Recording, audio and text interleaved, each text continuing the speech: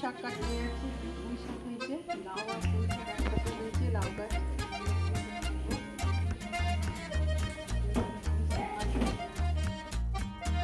আমি এখানে পুঁই শাক কাটছি। এই যে কি হয়ে যাবে আরও কত সুন্দর পুঁই শাকটা হয়েছে। আর এর উপরে লাউ শাকও হয়েছে। পুঁই শাকের ডাঁটিগুলো পড়ে যাচ্ছে। এখানে অনেকটা পুঁই শাক হয়েছে। আমার পুঁই শাকগুলো কাটা হয়ে গেছে। এই পুঁই শাকগুলো নিয়ে যাচ্ছি। এখানে দুপাটি ফুল হয়েছে, কত সুন্দর দেখতে লাগছে। এখানে গাছ থেকে একটা কুমড়ো পাড়া হয়েছে, গাছের টাটকা কুমড়ো পাড়া হয়েছে আজকে।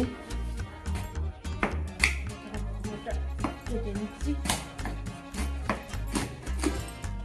কুমড়োটা কত সুন্দর দেখতে লাগছে, একদম গাছের পাকা পেঁপের মতো দেখতে লাগছে।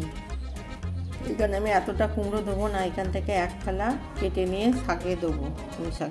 নমস্কার বন্ধুরা, দীপ্তি কিচেনে স্বাগত। আজকে একটা অন্যদিনের মতো আপনাদের সামনে রেসিপি শেয়ার করছি। দেখে তো বুঝতেই পারছেন, সেটা হচ্ছে কুমড়ো দিয়ে পুঁই শাকের একটা চচ্চড়ি রান্না করব। মাছের মাথা দিয়ে পুঁই শাক রান্না করব। পুঁই শাক কেটে নেবো, আলুও দেবো, আলুটা পরে কেটে নিয়ে আমি রান্না চালায় চলে যাব। আপনারা শেষ পর্যন্ত ভিডিওটা দেখবেন। এখানে আমি কুমড়ো আর পুঁই শাক নিয়ে চলে এসেছি। একদম গাছের পুঁই শাক আর টাটকা কুমড়ো খালি নিয়ে এসেছি, এতেই হয়ে যাবে। তো সবারই খুব পছন্দের একটা আমি কেটে নেবো, আপনাদের দেখাচ্ছি। আর কুমড়ো কেটে নেবো, আলুটা পরে কেটে নেবো। আমি কিভাবে পুঁই শাকটা কাটছি সেটা দেখিয়ে দিচ্ছি।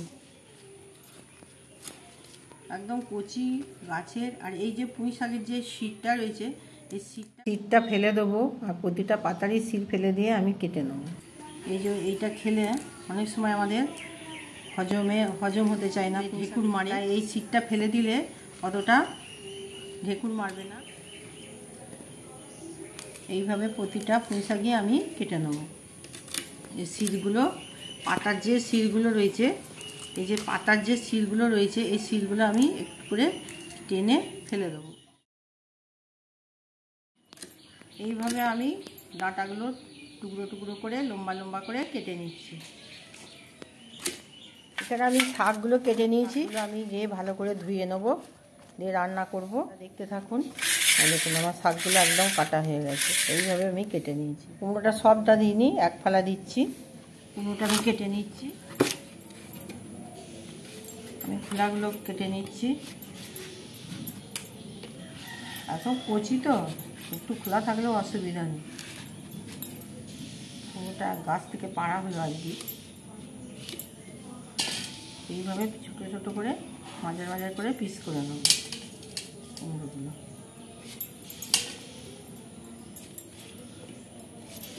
এইভাবে আমি পিস করে নেব টুকরো টুকরো করে।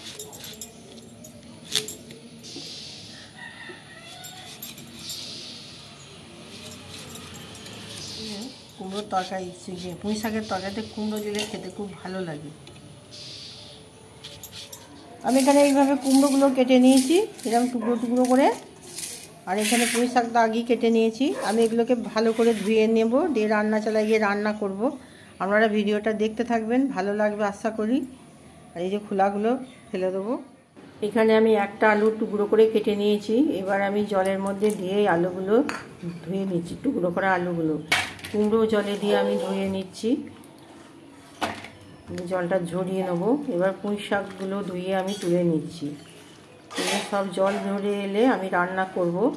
এবার আমার রান্না করার পালা। এবার এখানে আমি একটা কড়া চাপিয়ে দিচ্ছি। কড়ার মধ্যে সর্ষের তেল দিয়ে দিচ্ছি। সর্ষের তেলেই রান্নাটা করলে খেতে ভালো হয়।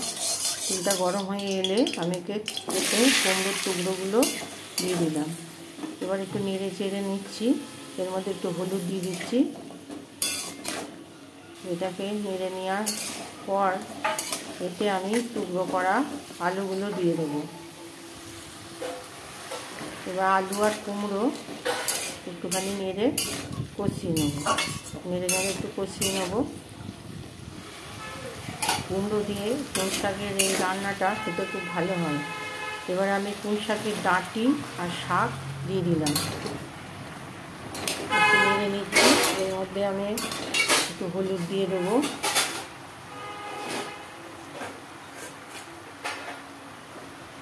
আর একটু হলুদ দিয়ে দিচ্ছি,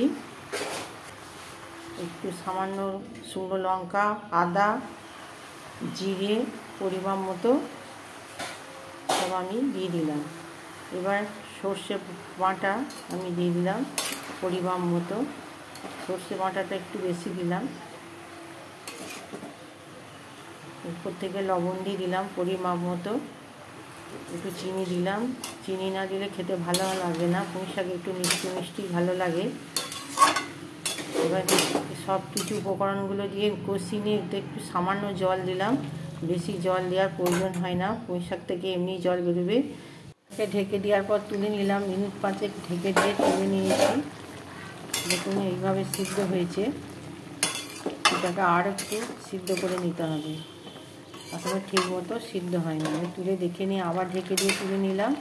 দেখুন এইভাবে সিদ্ধ হয়ে গেছে, আলু সিদ্ধ হয়ে গেছে, একদম রেডি হয়ে গেল। এবার আমি একটা জায়গাতে তুলে নিলাম। এই মাছের মাথা আমি নিয়েছি আর তার সঙ্গে তেল নিয়েছি, নুন হলুদ মাখিয়ে নিয়ে কড়ার মধ্যে ভেজে নিচ্ছি। কড়াটা আমি ধুয়ে নিয়ে এই কড়াই মাছগুলো ভেজে নিচ্ছি। এবার তেলটাও ভেজে নিলাম। কড়ার মধ্যে তেল গরম হয়ে গেছে, এতে 5 ফোড়ন, তেজপাতা আর 3টে কাঁচা লঙ্কা দিয়ে ফোড়নটাকে আমি ভালো করে ভেজে নিচ্ছি। আর এর মধ্যে 6-7 কুচি রসুন থেতো করে দিয়ে দিয়েছি। এটাকে ভালো করে ফোড়নটাকে আমি ভেজে নিচ্ছি। খুব সুন্দর একটা সুগন্ধ এলে এর মধ্যে আমি সিদ্ধ করা পুঁই শাক দিয়ে দিলাম। এবার পুঁই শাক দিয়ে এটাকে ভালো করে নেড়ে নেড়ে আমি রান্না করে নেব। খুব সুন্দর একটা সুগন্ধ আসছে। আর এতে মাছের মাথা আর মাছের তেল দিয়ে দেবো। মাছের মাথাগুলো আমি ভেঙে নিচ্ছি, 2টো মাছের মাথা আছে, আর ভেজে রাখা তেলও দিয়ে দিলাম। এটাকে ভালো করে এর সাথে আমি নেড়ে নেড়ে মিশিয়ে নিচ্ছি পুঁই শাকের সঙ্গে। বেশ কিছুক্ষণ ধরে এটাকে রান্না করতে হবে, তবে খেতে ভালো লাগবে। এবার একটু চাপা দিয়ে মিনিট 3 ফুটিয়ে নেবো, নেওয়ার পর তুলে নিলাম। দেখুন কত সুন্দর হয়েছে। এইভাবে নেড়ে নেড়ে এটাকে রান্না করে নিচ্ছি। একদম ঘন হয়ে এসেছে। এবার আমি একটা জায়গাতে তুলে নিচ্ছি থালার মধ্যে। বন্ধুরা আপনারা এইভাবে তৈরি করবেন। দীপ্তি কিচেনকে অবশ্যই একটা লাইক, শেয়ার, সাবস্ক্রাইব করবেন, কমেন্ট করতে ভুলবেন না। পাতের প্রথমে দারুণ লাগে পুঁই শাকের এই রেসিপিটা, আপনারা অবশ্যই একবার ট্রাই করবেন বাড়িতে। ধন্যবাদ।